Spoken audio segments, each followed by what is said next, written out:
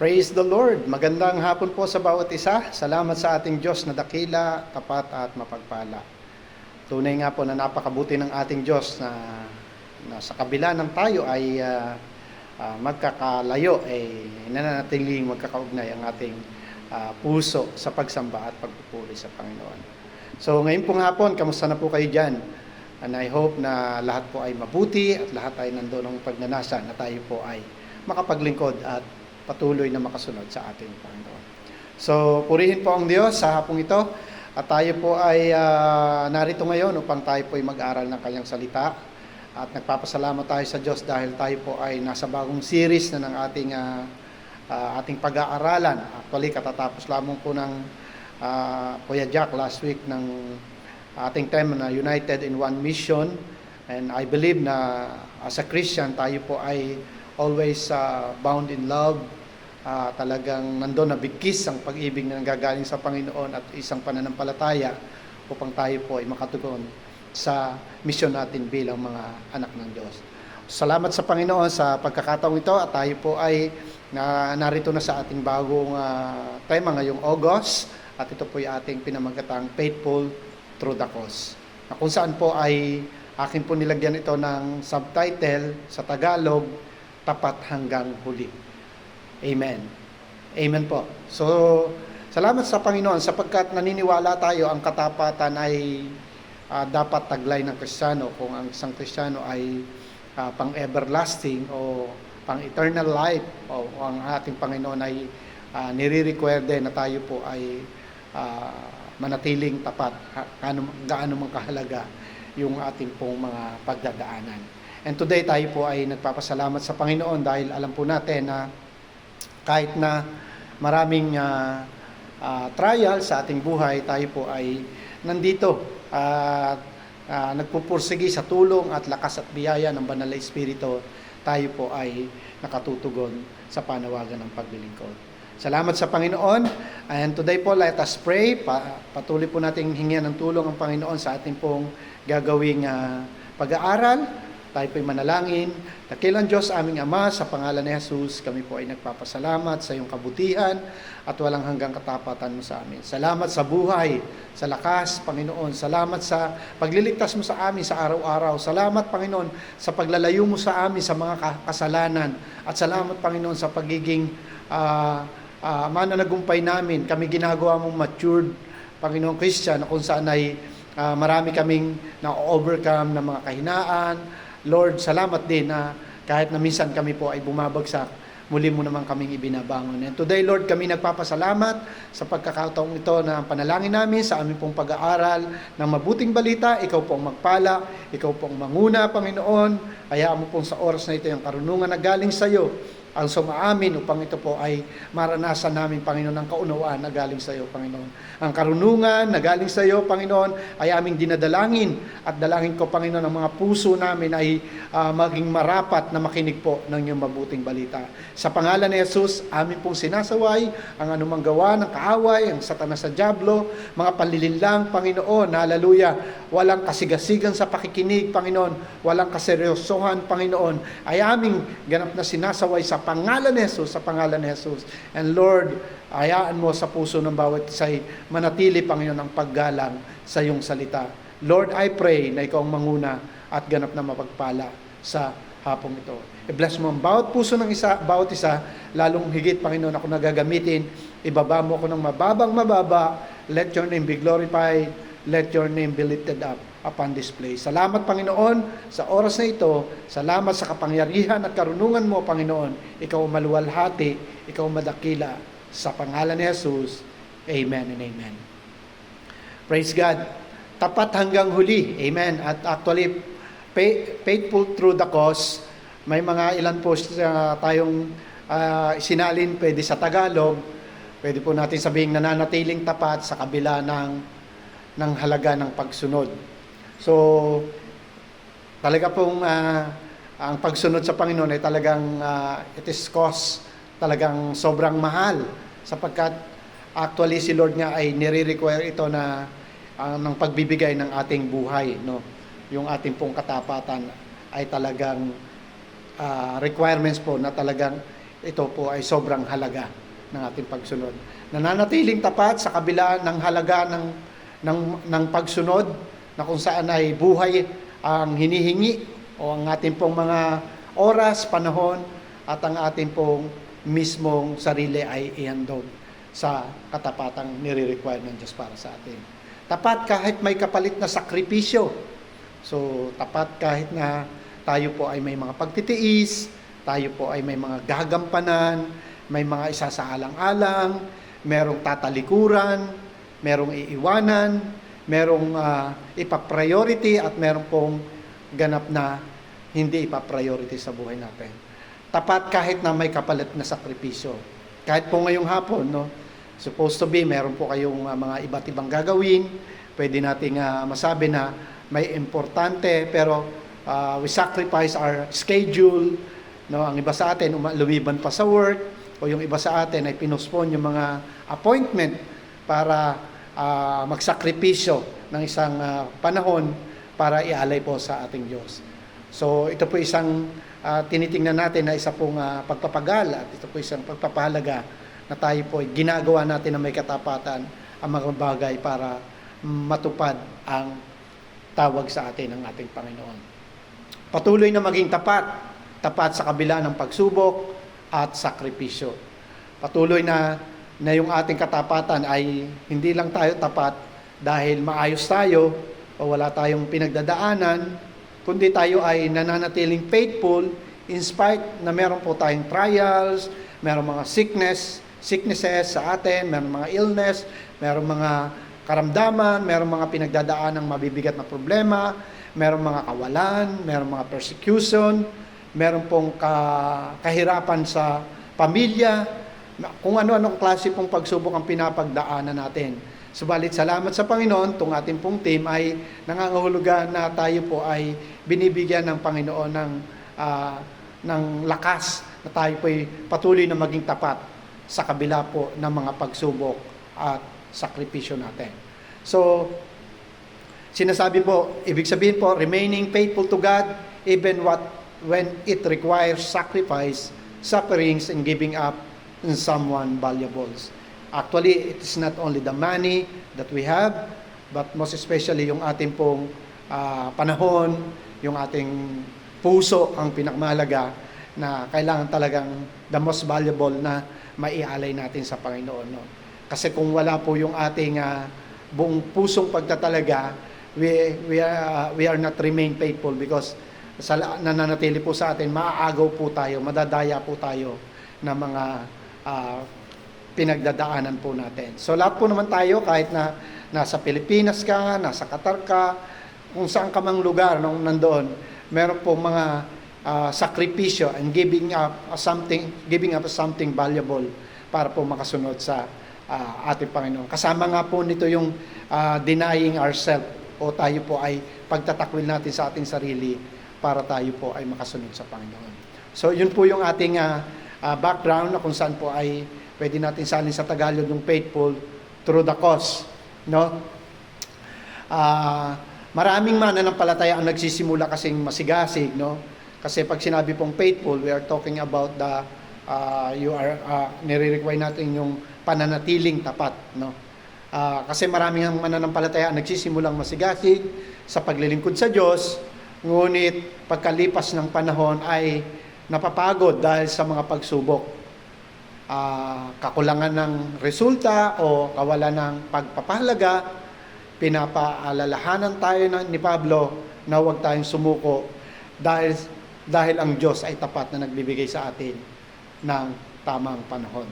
Sabi nga po ng ating team verse sa Galatians 6:9-10, kaya nga huwag tayong mapapagod sa paggawa ng mabuti, sapagkat pagdating ng takdang panahon, tayo ay aani kung hindi tayo susuko.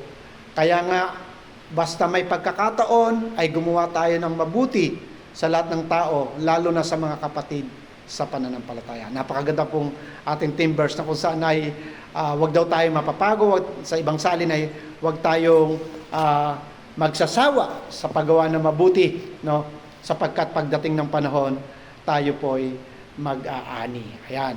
So, meron po akong mga points na bibigay sa inyo. 3 po itong points. Una pong puntos ay makikita natin, nang sabi po dito, huwag magsawa sa paggawa ng mabuti. Huwag magsawa sa paggawa ng mabuti. Maaari pong ang iba sa atin ay nakakaranas ng kalagayan ng pagsawa o pag-ayaw na sa paggawa ng mabuti. Bakit po? Kasi nga isinulat to ni Pablo sa mga taga-Galatia, ito po yung nangangahulugan ng isang paalala maging sa atin na ang paglilingkod sa Panginoon ay may panahon na talagang nakakasawa, no? May panahon na talagang nakakaumay o nakakapagod, parang may mga pangyayari na kahit na yung hindi lang physical na pagod, pati yung isip natin, parang merong mga torture tayong nararanasan na minsan parang nawawala pa yung joy ng paglilingkod natin sa ating Panginoon. At yun po yung isang paalala sa atin, no? At meron po siyang binigay na 3 paalala sa atin na ang paggawa ng mabuti ay hindi laging madali. Kaya hindi ito pinagsasawaan. Hindi laging madali ang paggawa ng mabuti, no po? Totoo po, minsan mas madali pa nga gumawa ng kasinungalingan, mas madali pa nga maging tamad sa trabaho, na kahit na nire-require sa ating gumawa tayo ay nagiging paisi-isi lang sa work. Parang mas mahirap pa yung maging faithful. Kaya nyo imagine kung tapat ka sa lahat ng paggawa mo sa work, ay talagang maiinggit ka dun sa iba. Yung iba ay patulog-tulog lang, no? Tapos ikaw ay talagang nandoon yung pagiging honest mo sa work, at saka yung pagiging faithful mo kahit may nakakakita o wala, ay nandoon ang katapatan mo. Kasi nga, yung paggawa po ng mabuti ay talagang hindi po ito madali, no? Kaya nga, minumungkahi ni Paul sa atin na tayo ay huwag magsasawa. Hindi po ito madali, no? Kaya nga sa atin ay marami nang umayaw sa paglilingkod at napagod. Can you imagine nga naman, kahit na po sa anumang ministry, no? Imagine nyo na lang, dito sa mga naka-schedule ng paglilinis ng church, na maglilinis kayo, hindi nyo naman to bahay, no? O kaya naman doon sa pagluluto, luto kayo ng luto, hindi nyo man ang mga kaano-ano yung pinapakain nyo. So, doon sa mga nagsusundo, na minsan ay napapagod na din, lalo na po ngayon, napakainit ng panahon, may mga bagay po na paggawa natin sa iglesia ay talagang hindi po madali. Ganyan din po sa labas ng church, sa ating po mga katrabaho, minsan ay gumagawa ka na ng mabuti, ay nasusuklian pa o nai-interpret pa na nababansagan ka pang sip-sip kapag ikaw ay gumagawa ng tama. Talaga pong, lalo na sa panahon ngayon ay kapag inisip natin na gumawa ng mabuti, lagi na lang pong matanda natin itong sinasabi ni Pablo na huwag tayong magsawa sa paggawa ng mabuti, sapagkat ang paggawa ng mabuti ay hindi laging madali. Ito po'y may sakripisyo, ito po'y may kalakip na hirap, may kalakip po itong mga bagay na minsan yung ego natin, minsan matatapakan, yung ating pride, isusuko natin para magawa lamang po natin yung mga mabubuting bagay. Magiging pasensyoso ka, ikaw ay patuloy na gagawa ng mabuti, hindi dahil sa mong mapapurihan ka, kundi talagang lifestyle mo na ikay mabuting anak ng Diyos. Pangalawa po, na huwag magsawa sa paggawa ng mabuti, maaaring hindi ito napapansin o masuklian ng ibang tao. Yun, isa pa yun, no? Nakatunayan na kapag tayo po ay gumagawa ng mabuti, na wala pong balik, no? Wala pong balik. Yun yung minsan kaya tayo nagsasawa. Kasi naghahanap agad tayo ng bunga ng ating mga ginawa, at kadalasan walang balik, tayo po ay nakakaranas ng panghihinawa sa paggawa ng mabuti. So, kaya nga pinapaalala na sa atin na gumagawa tayo ng mabuti, tayo ay naglilingkod, gumagawa ng magagandang bagay sa iba, hindi natin to sa kanilang ginagawa, kundi sa Diyos na siyang gaganti sa ating pong mga ginagawa. So, paalala sa atin ni Paul na maaring hindi mapansin ng iba, hindi mamasuklian ng tao, si Lord po ay nakikita niya tayo. Pangatlo po, ngunit ang Diyos ay nakakakita ng bawat tapat na gawa. So, si Lord po ang, kagaya nga na po nasabi ko, na dapat ganun ang ating maging kaisipan para tayo hindi magsawa. Kasi si Lord ay guarantee na si Lord ay may gante doon sa mga tao pong gumagawa ng mabuti sa Kanya. May nakakakita man o wala, si Lord lagi niyang nakikita ang ating mga ginagawa. Sabi nga po ni David sa aklat po ng awit, Psalms 139 verse 1 to 6, O Lord, you have searched me and know me. You know when I sit down and when I rise up. You discern my thoughts from afar. You search out my path and my lying down, and are acquainted with all my ways. Even before a word is on my tongue, behold, O Lord, you know it together. You hem me. You hem me in, behind and before, and lay your hand upon me. Such knowledge is too wonderful for me. It is high. I cannot attain it. Amen. Medyo nabubulol po ako. Hallelujah. So, si Lord daw, sabi ni David, nakikita ako ng Panginoon, kilala niya ako, kahit na yung mga sasabihin ko, yung nasa isip ko, yung mga saloobin ko, alam na alam ng Panginoon, yung kitang-kita ng Panginoon. Kahit nga yung word na hindi pa natin sasabihin, ay alam na ng Panginoon. Ano po? So, sa Panginoon po ay walang nakukubli, wala pong hindi hayag sa Kanya. Kaya nga, minumungkahi ng ating pong mensahe ngayon na ikaw at ako ay huwag magsawa sa paggawa ng mabuti. Amen. Pangalawa pong puntos natin, magtiis sa gitna ng pagsubok. Magtiis, marami sa atin nagtitiis sa sarap diba? So, minsan ang pinagtitiisan natin ay kailangan nating huwag kumain na marami. Yan. Pag maraming pagkain, maraming luto, ay kailangan huwag kumain na marami, lalo na po pag baka. Pagka constipated ka o mataas ang cholesterol mo, mataas ang high blood ka, minsan ang pinagtitiisan na natin ay pagpipigil sa sarili sa ating pong mga kinakain dito sa Doha. So, but hindi lang po yan ang pagsubok sa atin. Marami pong pagsubok sa atin actually. At ang payo po dito ni Pablo sa atin, sabi po dito sa una ay may mga panahon na pagod at pagkabigo at paghihintay. So, yan daw po yung ating mga dapat pinagtitiisan. Ito po yung mga panahon na tayo po'y pagod, tayo po'y bigo, at tayo po ay pagod na sa paghihintay. So, iyan po yung kadalasan na nararanasan ng lahat. Sino po dito ako'y naniniwala na wala sa ating hindi nakakaranas ng pagkapagod, no? Pagkapagod. So, ang payo ni Paul, tayo po ay magtiis, no? Magtiis ng may katapatan. Magtiis hanggang sa huli kahit na may pagsubok. Magtiis kahit na napapagod. Maaari po sa atin dito ay medyo ang yung iba ay hindi pa nakakaranas ng bigo, no? Na bigo. So, bigong-bigo. O sa mga binata at dalaga o mga binata ay nabasted, no?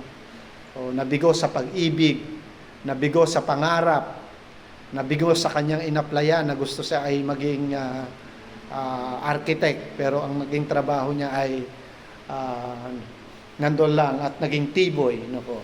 So, nabigo sa maraming bagay na kanyang pinapangarap at naging dahilan nito na siya po ay hindi nakapag-stay na sumunod sa Panginoon because marami po siyang naranasan na kabiguan. So today po, tayo po ay sa mga panahong ito ng pagod, pagkabigo ay tayo po ay manatiling nagtitiis sapagkat ang Diyos po ay kasama natin. Amen? Ang Diyos po ay nandyan sa tabi natin, nananatili po tayong sinasamahan ng ating Panginoon at tayo po ay hindi niya pinababayaan. May mga panahon ng paghihintay.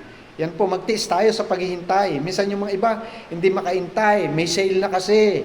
No? Kaya mangungutang na, kahit sa patubuan, mabili lang yung gusto nila. So, yan po ay pinagtitiisan din dapat. Pag namumula na yung mga malls, mga tag price, no, tayo ay hindi na makatiis minsan. At hindi na natin napipigilan yung ating sarili na maghintay ng tamang panahon sa pagbili ng mga bagay na hindi naman natin kailangan, no? At kadalasan, yung credit card nga natin, dahil sa ating pong kawalan din ng paghintay, ay nagiging zero balance na. Pero yung ating binili, hindi naman nating kailangan at talaga namang tayo ay nadala lamang ng bugso ng ating damdamin para tayo po ay makalustay o makagasta ng bagay na hindi nararapat. So, yan po isang kailangan nating gawin na minsan ay kung tayo po ay kailangan magsakripisyo at dahil hindi pa panahon, kailangan po natin gawin, tayo ay magtiis na po. Marami pong mga bagay na dapat tayo ay nandun sa puso na nagtitiis sa paghihintay kaysa tayo po ay nagtitiis dahil sa kawalan po ng paghihintay ng tamang panahon. Kadalasan po kahit na po yung pag-aasawa ng maaga, no, yung iba po ay hindi nakaintay sa halip na makatapos, no, baka mawala yung kapugian na nanliligaw sa kanya o yung magandang prospect niya. So tayo po ay pumasok na agad, no? Kaya nga ang buhay po ay kapag walang pagtitiis sa paghihintay, tayo po ay napapasok sa pagtitiis na dahil sa kawalan po ng paghihintay, no? Bakit mo nararanasan 'yan? Kasi nga hindi ka naghintay ng tamang panahon. Kung tayo po ay mag-aantay in a perfect time, yung panahon ng Panginoon, yung timing ng Diyos, yun po ay may magandang epekto sa buhay natin. Kaya nga, mga kapatid, tayo po ay magtiis sa gitna ng mga panahon ng pagod, panahon ng pagkabigo, at panahon ng paghihintay. Ang pagtitiis ay tanda ng pananampalataya sa Diyos. Amen. Sapagkat ito po isang bunga ng Banal na Espiritu. Ayon po sa Galatians 5:22-23 na ang isa pong mananampalataya ay may bunga ng Espiritu at ang pagtitiis po ay isang tanda na ikaw ay nananampalataya. Walang mananampalatayang hindi marunong magtiis. Sabi nga mo ni Timoteo, bilang isang kawal ni Kristo, dapat tayo po ay marunong magtiis at magtiyaga. Kaya nga, tayo po bilang mga believer, ang isang ebidensya natin na tayo ay mga anak ng Diyos, tayo ay matiisin. Amen? Tayo po ay nagtsatsaga, no? Matyaga ka, no? Ikaw ay pasensyoso, ikaw ay talagang yung temper mo kaya mong stretch yung puso mo, lalo na sa mga panahon na kailangan mo magtiis, ay nandoon yung puso mo na kaya mong pasunurin sa kalooban ng Panginoon. Hindi tayo po madaling tangayin ng ating pong damdamin, ng ating nakikita, salit tayo po ay pinapatakbo at pinakikilos ng ating pananampalataya. Sabi nga po, the just shall live by faith. Yung ating pong buhay bilang matuwid na anak ng Diyos ay nabubuhay po tayo sa pananampalataya. Pangatlo po, ang ating lakas ay nagmumula sa Panginoon, hindi sa ating sarili. Yan po yung nakakalimutan natin. Kaya tayo sumusuko ay hindi po tayo humihingi ng kalakasan sa Panginoon. Hindi natin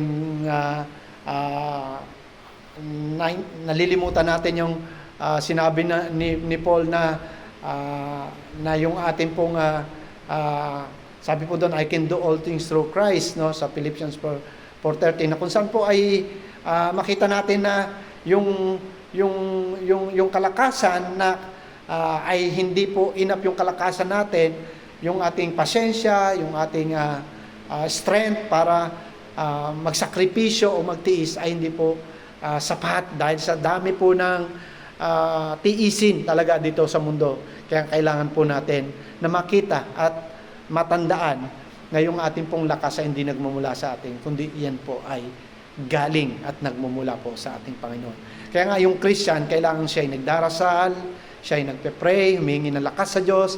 Kaya nga kahit na sila Joshua, ay mga mandirigma ng Panginoon, maraming laban ang ginawa, pero nandun po siya na pinapayuhan siya na meditate ng word ni Lord, manatili sa presensya ng Diyos, day and night, kasi yung strength at yung victory ay galing sa Panginoon, hindi po galing sa atin. Kaya nga pag nawawala ng pasensya yung mananampalataya, tayong mga lingkod ng Diyos, kapag tayo ay nawawala na ng pagtitiis, hindi na nakakaya ng ating sarili yung ating laman, ibig sabihin po, hindi na tayo nag-uukol ng tamang panahon para mag-recharge, para manumbalik yung kalakasan ng ating pananampalataya at ng ating spirito, para tayo po ay magkaroon ng lakas laban po sa mga pagsubok ng buhay. So, tandaan po natin, hindi mo kaya.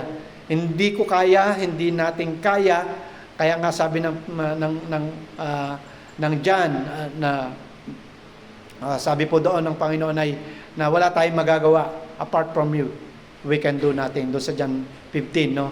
15:4, I think, na kung saan po ay sinasabi kong kayo'y hiwalay sa akin, wala kayong magagawa. Kasi yung lakas po na kailangan natin, laban sa mga pagsubok, yung lakas na hinihingi ng ating pong sinasabak na laban, kinasasadlakang laban, ang kailangan po natin ay lakas na nagmumula sa Panginoon. Hindi ito kaya ng ating sarili, ito po ay nagmumula sa Panginoon ang kalakasan kailangan natin. Kaya nga, kapag meron kang araw-araw na panalangin, paglapit sa Panginoon, naniniwala ako, hallelujah, tutulungan tayo ng Diyos, palalakasin tayo ng Panginoon, tayo iingatan niya at ililigtas ng Panginoon laban sa mga pagsubok sa ating buhay, no? Tandaan natin, hindi natin kaya, no, ang mga tiisin sa buhay, ang mga pagsubok na yan, kung wala ang Diyos. Kailangan natin ang Panginoon na siyang tutulong at magpapalakas sa atin. Sabi nga po ng 1 Corinthians 10:13, wala pang pagsubok na dumating sa inyo na hindi naranasan ng ibang tao. Tapat ang Diyos at hindi niya ipahintulot na kayo subukin ng higit sa inyong makakaya. Sa halip, pagdating ng pagsubok, ay bibigyan niya kayo ng lakas upang makayanan nyo ito at ang paraan upang malampasan ito. Yun, napakaganda pong paalala na itong 10:13 ng 1 Corinthians ay nagsasabi sa atin na pagdating ng pagsubok, bibigyan niya tayo, bibigyan niya kayo, bibigyan niya tayo ng lakas upang makayanan. So, pagdating ng pagsubok, kasunod pala ng pagsubok, yung biyaya ng kalakasan na galing sa Panginoon. Walang pagsubok na walang kasamang biyaya ng Diyos.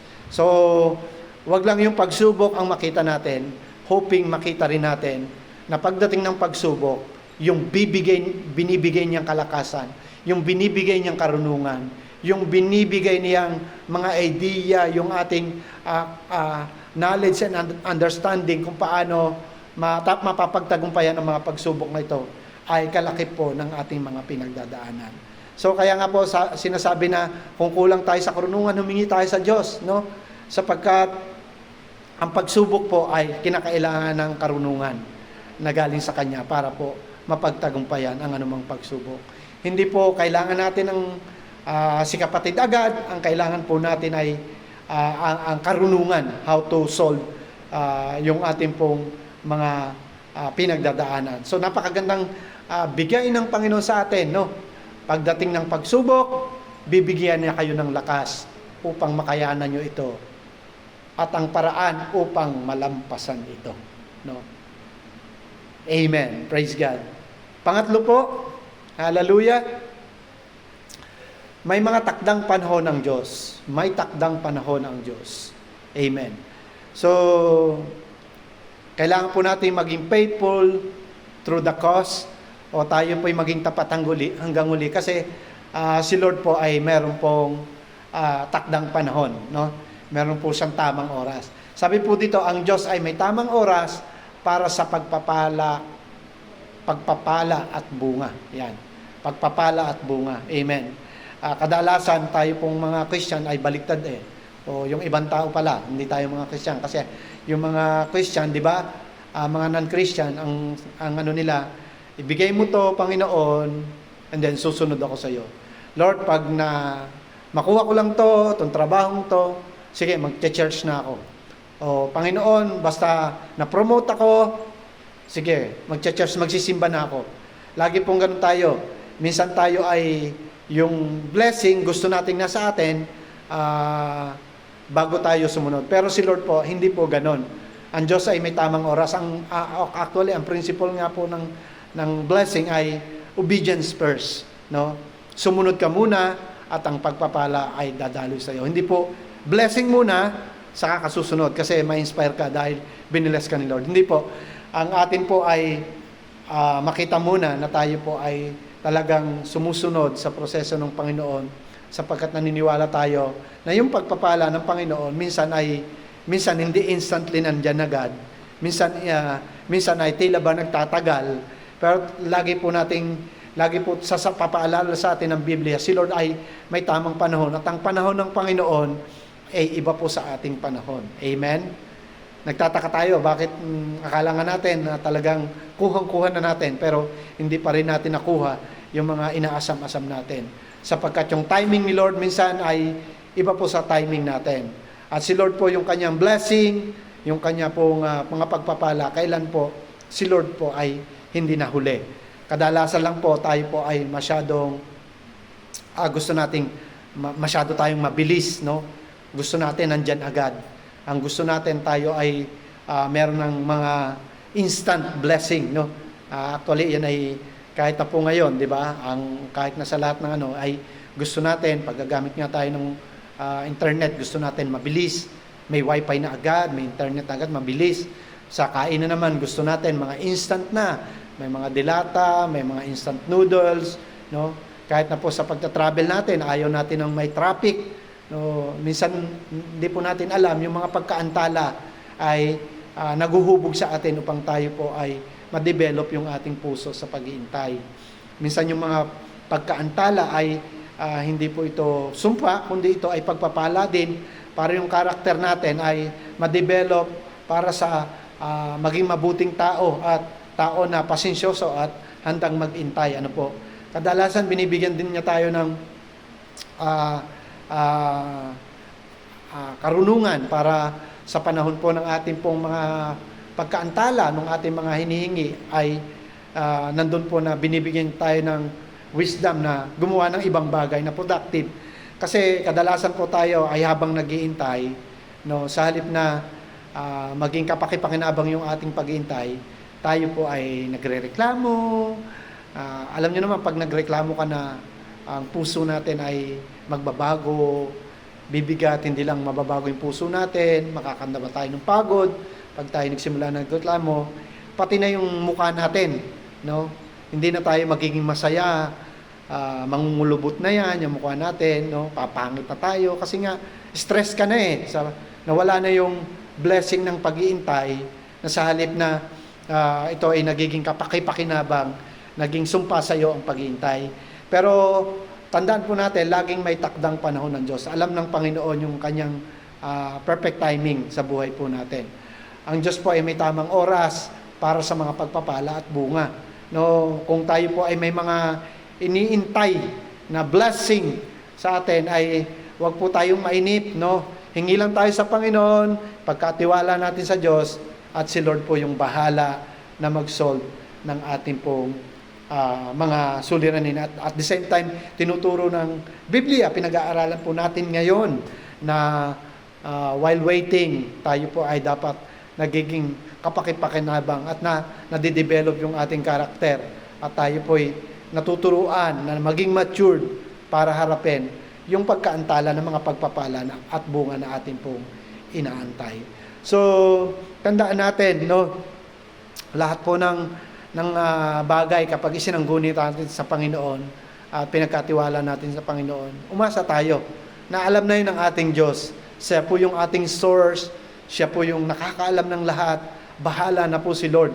Kaya pong isolve ng Panginoon ang ating pong mga pangangailangan. So minsan tayo po ay yung nakadepende agad sa due date ng ating mga bayarin, no. Alam po ng Panginoon yan, hindi naliligid sa ating Diyos yung ating pong mga pangangailangan, no. Kaya tandaan lang po natin, may tinakdang panahon ang Panginoon. Ang Diyos ay may tamang oras para sa mga pagpapala. Kung hindi pa ngayon, pwede pong bukas. Sabi nga ni Aiza Sigera, pagdating ng panahon, no? Ang Lord po ay tutugon at yung ating pong pagpapala na inaantayan mamunga. Sa sinasabi po ng ating teksto ay tayo'y mag-aani kung hindi tayo magsasawa, no? Pagdating ng panahon, tayo'y mag-aani kung hindi tayo magsasawa. Hindi naman po instantly lahat ng ating tinatanim positively, negatively ay instantly inaani agad natin. Kahit literally, yung pong mga tinatanim natin ay may tamang panahon para ito ay mamunga. Ano po? So, pangalawa po, sabi po dito, hindi man agad makita ang resulta, ang Diyos ay kumikilos. No, wag nating isipin na si Lord ay pinabayaan tayo, no, hindi gumagalaw si Lord, no. Hindi magad natin nakikita na may nangyayari. Isipin po natin na talagang may nangyayari. Natatandaan ko nga po yung prayer ni Daniel, pagka-pray niya, tinugon agad ni Lord. Kaya lang, no, yung si Satanas ay sa aklat po ng Daniel, no, yung prayer ni Daniel, hindi ko nga lang po naisulat, yung prayer ni Daniel ay tinugunan ni Lord, kaya lang naantala, no? Kaya nga yung warrior na angel ay nakipagdigma muna para maiparating lang yung resulta ng panalangin o ng hinihingi po ni Daniel para sa kanyang buhay, no po? So, wag nating isipin, bagamat din natin nakikita, hindi kumikilos ang Diyos, no? God is always moving. God is working. Gumagalaw ang Diyos, hindi man natin nakikita, pero siya ang bahala na kumilos at gumalaw sa ating buhay. Magtiwala lang tayo at manampalataya sa Panginoon sapagkat ang Diyos ay hindi po nagpapabaya. Tandaan natin, no, may takdang panahon lagi ang Diyos. Ang Diyos ay kumikilos. Kahit hindi mo nakikita, siya ay gumagalaw sa buhay po natin.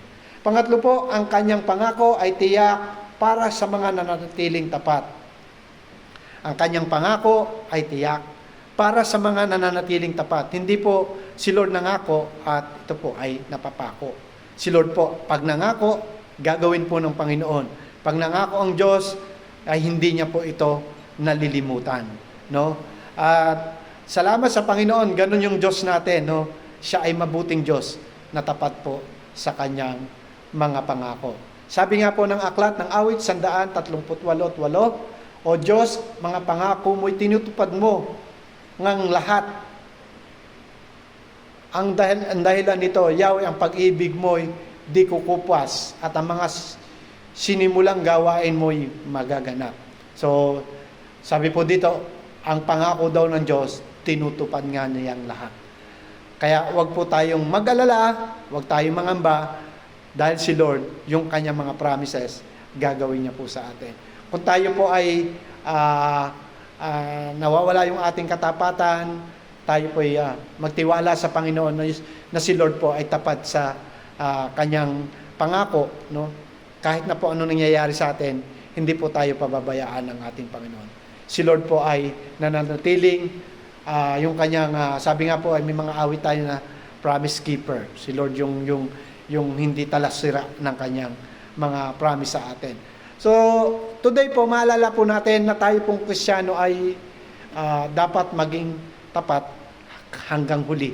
Hindi lang tayo ngayon, hindi lang pag Biyernes, kundi araw-araw, we are pursuing our desire to be faithful to God in all costs, kahit gaano pa ito katindi yung ating pinagdadaanan, sapagkat kahit na po tayo ay minsan ay hindi nagiging tapat, pero si Lord po nananatiling tapat sa atin. So today, hoping na tayo po ay may natutunan, no? Ang ating pong 3 puntos ay huwag magsasawa sa paggawa ng mabuti, sapagkat talagang hindi po ito madali. Pangalawa po, magtiis sa gitna ng pagsubok. At pangatlo po, may takdang panahon ng Panginoon, ang ating Diyos. May perfect time ang Diyos para tayo po ay mag-ani sa ating mga pagpapagal. Kahit na po dito sa church, tingin natin ay maliit lang to, yung ating ministry, yung ministry na binigay sa atin ng Panginoon. Who knows? Yung isa sa atin, dali ng Panginoon sa ibang lugar, makapagpunla tayo ng salita ng Diyos sa puso ng isa, at ito po ay makapagsimula ng isang gawain. Ibig sabihin po, yung blessing, yung mga pinagpagalan natin, hindi po na nawawala ng kabuluhan yung ating pong mga ginawa. Kaya nga po, huwag tayo magsasawa sa paggawa ng mabuti, sapagkat sabi ng salita ng Diyos, tayo ay mag-aani kung hindi tayo magsasawa. Ang ating pong conclusion, ang aplikasyon po natin, magpatuloy sa paglilingkod kahit hindi napapansin. Yan. Magpatuloy sa paglilingkod kahit hindi ka napapansin. Totoo po yun. Minsan nagkukulang na sa appreciation, acknowledgement, pero magpatuloy pa rin. Kasi si Lord, siya naman yung magre-reward o mag-award sa atin ng blessing.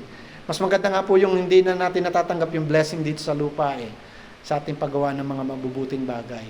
Kasi pagdating natin sa langit, doon natin matatanggap yung gantimpala.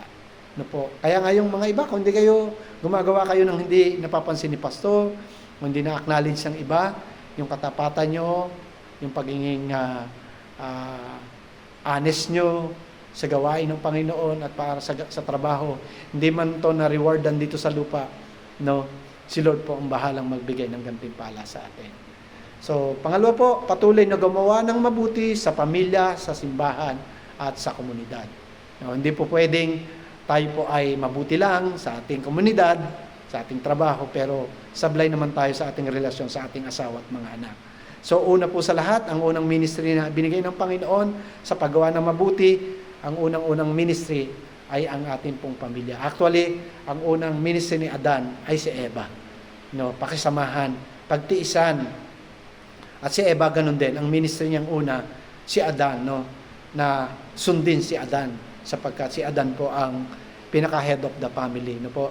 So, ang patuloy na paggawa ng mabuti ay kailangan pong sa general, sa pamilya, sa church, at sa komunidad. Hindi po pwedeng sa church lang tayo mabait. Amen? Sa church lang tayo magaling. No po. Dapat sa ating pamilya, sa simbahan, at sa komunidad. Pangatlo po, huwag mawala ng pag-asa kapag mabagal ang bunga ng iyong paglilingkod.